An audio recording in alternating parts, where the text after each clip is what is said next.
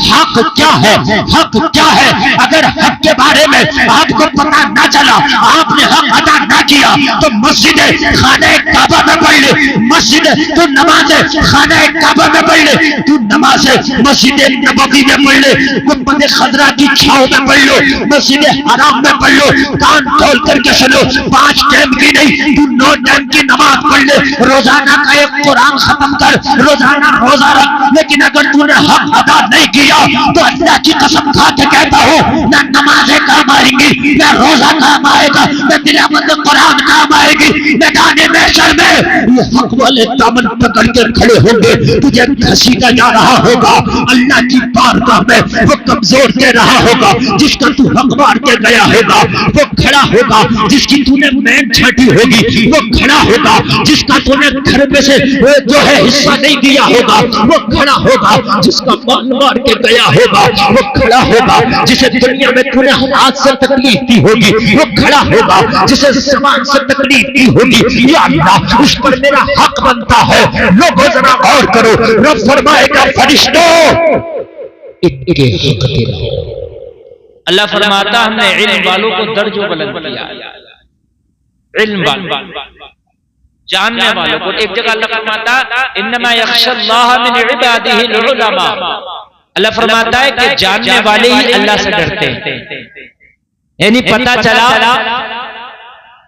जो जानने वाले नहीं है दीन के, वो अल्लाह से नहीं डरते। इसलिए कि जब आपको पता ही नहीं होगा हराम क्या है हलाल क्या है, तो आप हराम को छोड़ोगे कैसे, हलाल को अपनाओगे कैसे। जब हमें पता ही नहीं हराम क्या है और हलाल क्या है, तो हराम को छोड़ेंगे कैसे, हलाल को अपनाएंगे कैसे, पता ही नहीं। तो या तो हम हराम को भी हलाल समझ बैठेंगे और हलाल को भी हराम समझ बैठेंगे, चूंकि पता नहीं, तो हम नहीं डरेंगे अल्लाह से। अल्लाह से वो डरेगा जो जानने वाला होगा, और जो दीन को जितना ज्यादा जानेगा अल्लाह से उतना ही ज्यादा डरेगा।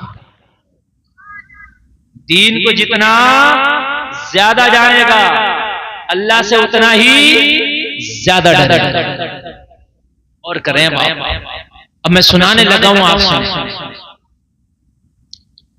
आपने देखा होगा कि किसी ने किसी की जमीन दबा ली और फिर जमीन दबा के भी मुकदमा लड़ रहा है।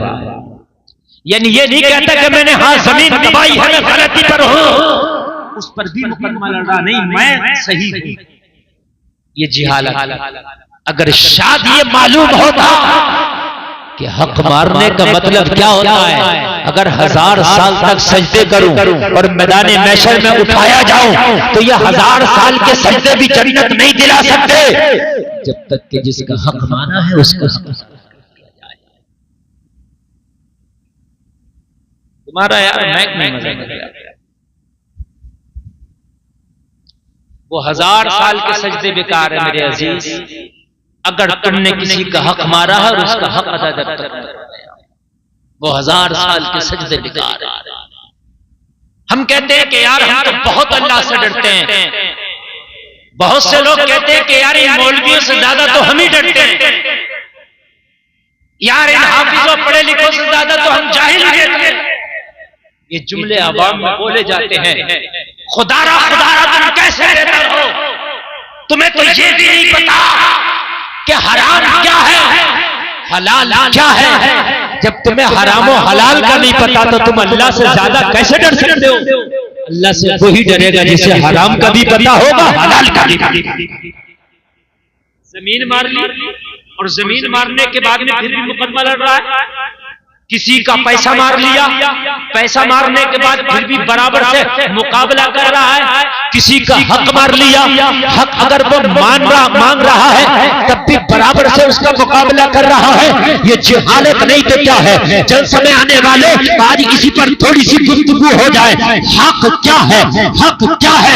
अगर हक के बारे में आपको पता ना चला, आपने हक अदा ना किया, तो मस्जिद खाने काबा में पढ़ ले, मस्जिद तो नमाज खाना काबा में पढ़ ले, तू नमाज मस्जिद नबवी में पढ़ ले, गुंबद खजरा की छाव ईदगाहों में पढ़ लो, मस्जिद हराम में पढ़ लो, कान खोल करके सुनो, 5 टाइम की नहीं, तू 9 टाइम की नमाज पढ़ ले, रोजाना का एक कुरान खत्म कर, रोजाना रोजा रख। लेकिन अगर तूने हक अदा नहीं किया तो अल्लाह की कसम खा के कहता हूँ, ना नमाजें काम आएंगी, ना रोजा काम आएगा, ना तिलावत कुरान काम आएगी। मैदान महशर में ये हक वाले दामन पकड़ के खड़े होंगे, तुझे घसीटा जा रहा होगा अल्लाह की बारगाह में। वो कमजोर दे रहा होगा जिसका तू हक मार के गया होगा, वो खड़ा होगा जिसकी तूने मैन छाटी होगी, वो खड़ा होगा जिसका तूने घर में से जो है हिस्सा नहीं दिया होगा, वो खड़ा होगा जिसका माल मार के गया होगा, वो खड़ा होगा जिसे दुनिया में तूने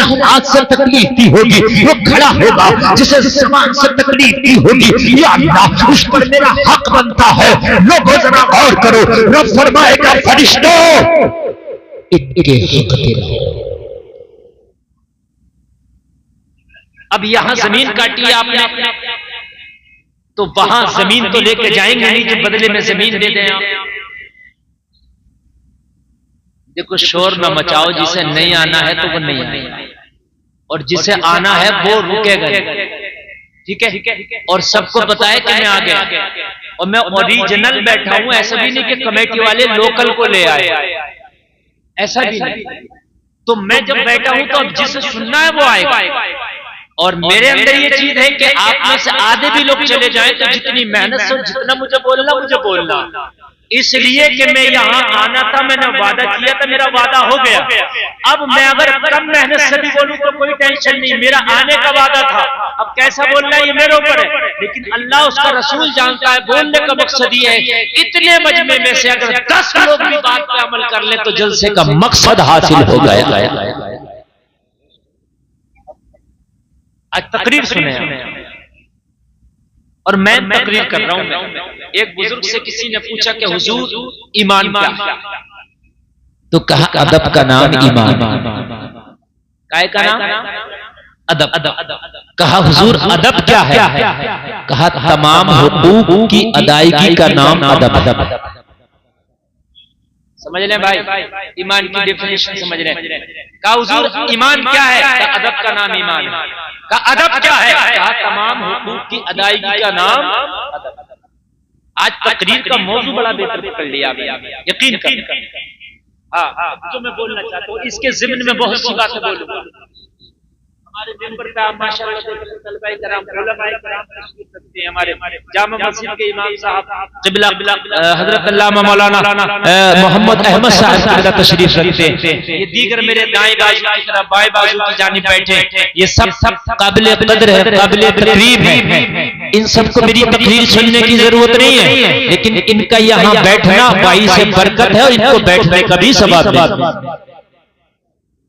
मौजूद जो मैं लेकर चल रहा हूँ ना, अल्लाह करे कि मुझे याद रहे। अब उधर से शोर मचेगा, इधर से शोर मचेगा, मैं भूल जाऊंगा, क्योंकि तकरीर आज तक मुझसे रटी हुई नहीं हुई। मैं जितनी तकरीरें करता हूँ वो तकरीर मजमे से चिपक के करता हूँ, मजमा मेरी तरफ मुतवज्जे रहता है और मौजू उसके हवाले से और उसके ताल्लुक से मैटर ज़हन में आता रहता है, बातें आती रहती है, मैं बोलता हूँ। समझ रहे हैं? हाँ। अब तवज्जो, अब बिल्कुल मोहब्बत से सुनिएगा, और अगर कोई नहीं सुनेगा तो यकीनन अपना बहुत नुकसान। एक जुमला मोटा सा मैंने आपको बोल दिया अभी कि आप 9 टाइम की नमाज़ें पढ़ लो, रोज मस्जिद हरम में नमाज पढ़ो, मदीने शरीफ में नमाज पढ़ो, रोज रोजा रखो, पूरे दिन में पूरी रात में कुरान रोजाना खत्म करो। कितना नेकी का काम है। हक मार के गए जन्नत नहीं मिलेगी। अगर कोई पूरी दुनिया का मुफ्ती कह दे तो भाई साहब जो चाहो मुझे सुना दे, अगर हक मार के गए तो जन्नत नहीं मिलेगी। ये 9 टाइम की नमाज है। तुम कहो कि मौलाना फिर कहाँ जाएंगी? ये काबे का हज कहाँ जाएगा? और फिर ये कुरान की तिलावत कहाँ जाएगी? ये रोजे कहाँ जाएंगे? क़याम कहाँ जाएंगे? ये सदक़े कहाँ जाएंगे? ये अल्लाह अल्लाह कहाँ जाएगी? तो वो भी सुनो, ये कहाँ जाएगा? ये सुनो कहाँ जाएगा? मैदान महशर होगा,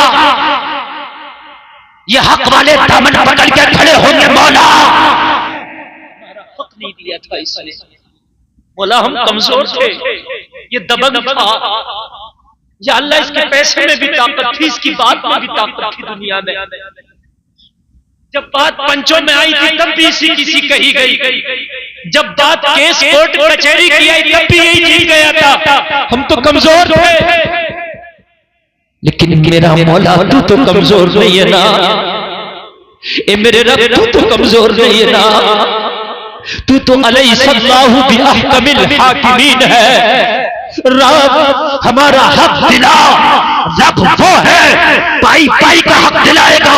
आज दुनिया में कहता है तबंदई दिखा के, आज दुनिया में बदमाशी दिखा के कहता है और तुझसे लिया जा तो ले लेना।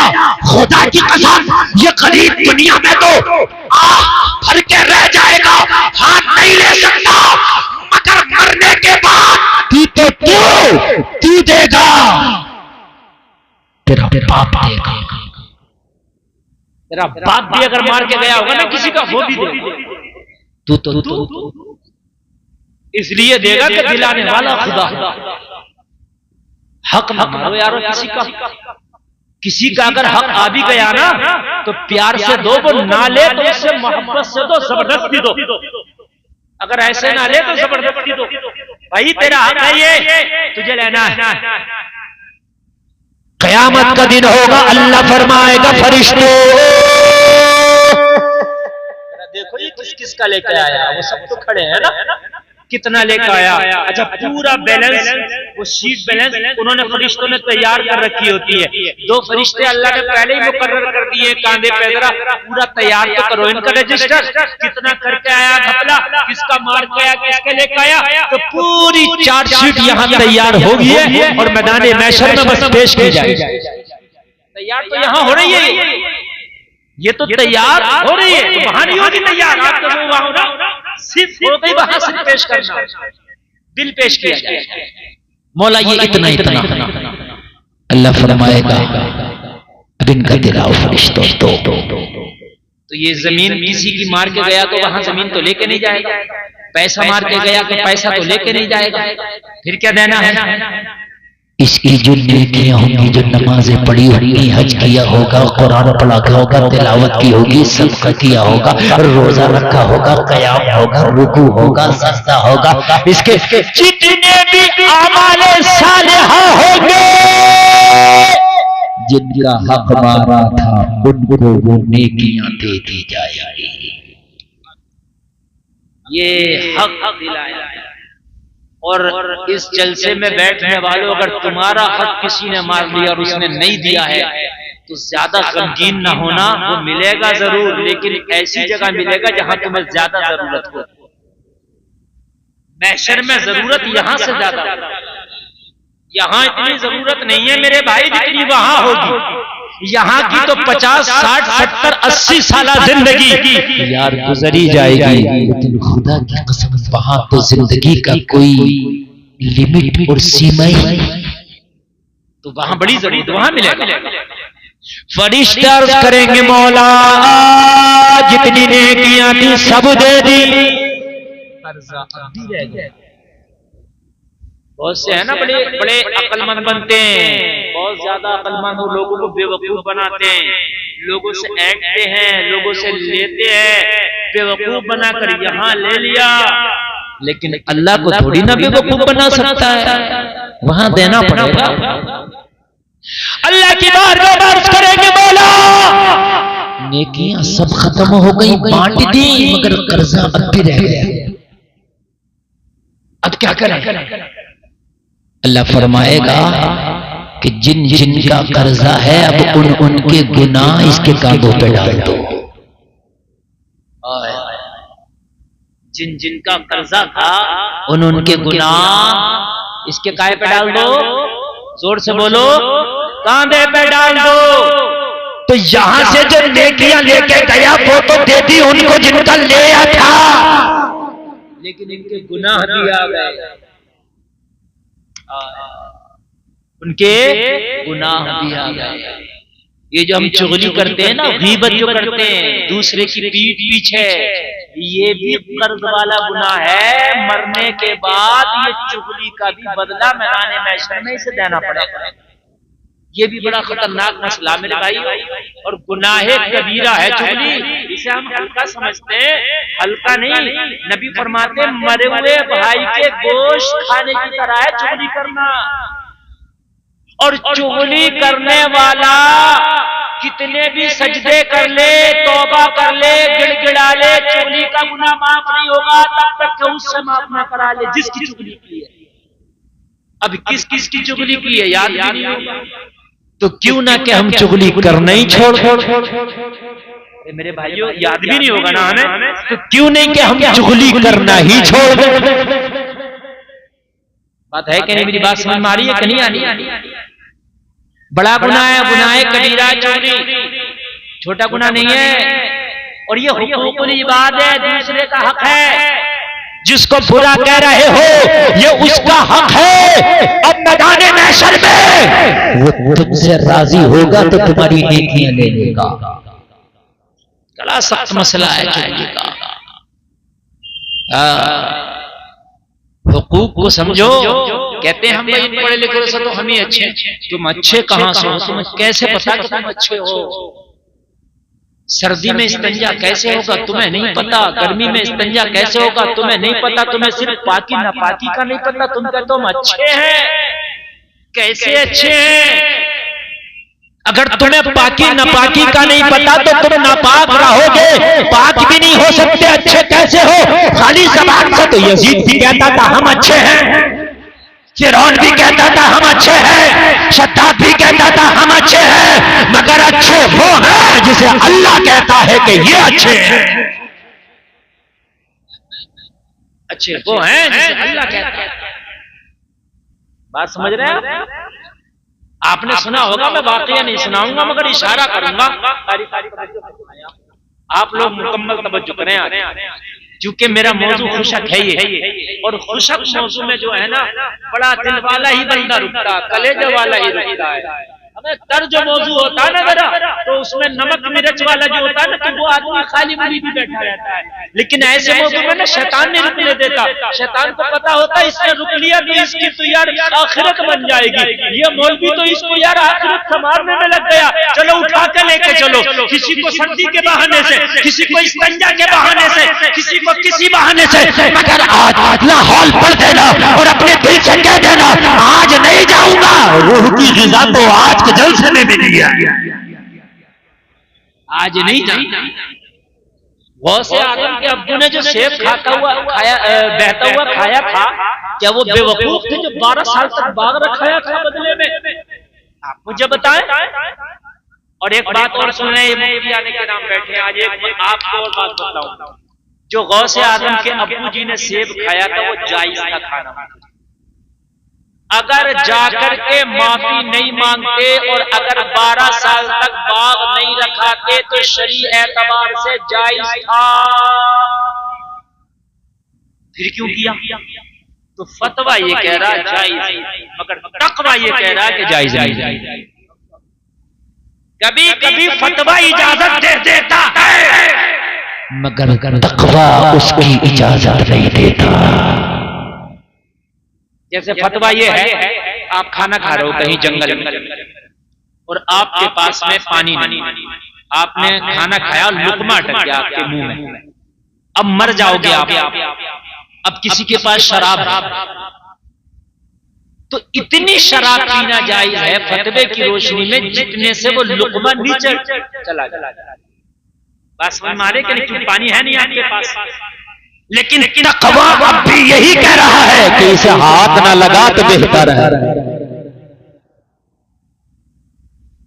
क्योंकि वो सेब मिल्कियत से खारिज हो चुका था। मेरा साबुन है, मैंने लगाया, घिसते घिसते उसकी किरच रही, फिर क्या करते हैं उसको फेंक देते, तो वो मिल्कियत से हमने खारिज कर दिया। अब अगर किसी ने उठा के उसकी किरच को इस्तेमाल कर लिया तो उसके लिए जायज है, मिल्कियत से खारिज कर दिया था। मैंने चना लाया, चना फटका, अब उस फटकन में छिलकों में 2-4 चना चला गया, चला ही जाता। अब वो मैंने छिल के बाहर फेंक दी, किसी ने बीन के वो चना खा लिया, जायज इसलिए कि मैंने मिल्कियत से छिलकों के साथ खारिज कर दिया। बात समझ में आ रही है? मैंने आज भूसा खरीदा, लेकिन कोई ऐसा भूसा नहीं जिसमें कि थोड़ा बहुत गेहूं ना हो। मैंने रकम दी है भूसा की, गेहूं की नहीं दी। लेकिन जो गेहूं है वो जायज है इसलिए कि उसने मालिक ने उस गेहूं को पहले ही मिल्कियत से खारिज कर दिया था। उसे पता है भूसे में जो भी है वो भूसा के साथ। जो बाग से सेब गिर के आया था, वो बाग की जो दरख्त थे उसकी शाखा दरिया में थी। उन्हें पता था जो गिरेगा दरिया में वो मेरा है ही नहीं, चला ही जाएगा। ना फिर मिलना। यार एक बात बताओ, दरिया में सेब गिरा, सुबह को उठ के देखेंगे तो वहीं रुका रहेगा। वो तो यार 10 किलोमीटर आगे पहुंचा होगा, तो वो तो उनको मिलना नहीं है। हाँ, जो जमीन पे गिर गया बाग की, वो उनका, वो वहीं रहे। बात समझ में आ गई? लेकिन ये तकवा है, नहीं नहीं मैंने सेब खा लिया है, माफी करा के मानूंगा। वो जलसा में आने वाला हमें कहीं बगैर दावत के हम खाना भी खा लिया। क्या बात, खा लेते जी, जाते कैसे जाएगा? मुझे बताया